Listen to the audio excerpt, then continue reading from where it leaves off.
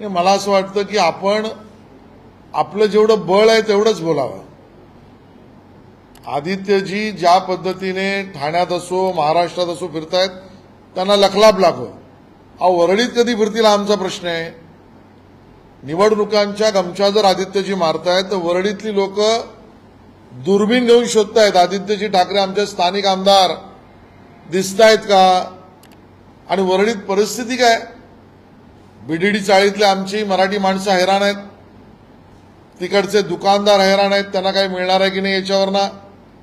इतक्या मजल्याची इमारत बांधण्याचा प्रस्ताव उद्धवजींच्या काळात त्यांनी मंजूर करून घेतला, त्याच्यामुळे त्यांच्या डोक्यावर वाढीव खर्च होणार आहेत का, वरळीतली लोक परेशान आहेत। गावठाण कोळीवाड्यामध्ये त्या ठिकाणी कोरोनाच्या काळापासूनची अवस्था, त्यामध्ये लोक परेशान होती।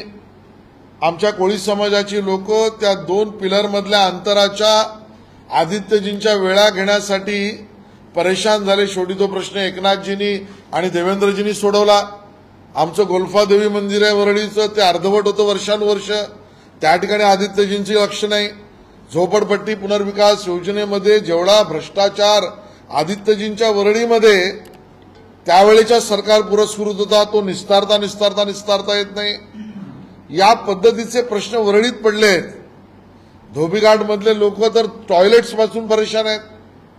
या सगळ्याकडे न बघता ते फिरतात गावभर आणि दुसरीकडे, आणि वरळीतली लोक शोधतात अरे आम्हाला आमचा आमदार कधी दिसेल। आणि म्हणून निवडणुकांचीच गोष्ट जर आदित्यजी करत असतील तर माझं थेट आव्हान आहे, आदित्य ठाकरेजी तुम्ही भाजपच्या जीवावर निवडून आलात, निवडणुकांची खुमखुमी असेल, वरळीतना राजीनामा द्या, आमच्या महायुतीसमोर निवडणुकीला तयार राहा, आणि मग ठाणे किंवा अजून गावच्या गमछा मारा। फुटबॉलमध्ये 2 प्रकारच्या किक असतात, एक किक डाऊन एक किक अप, पण दोन्ही लाथाच असतात।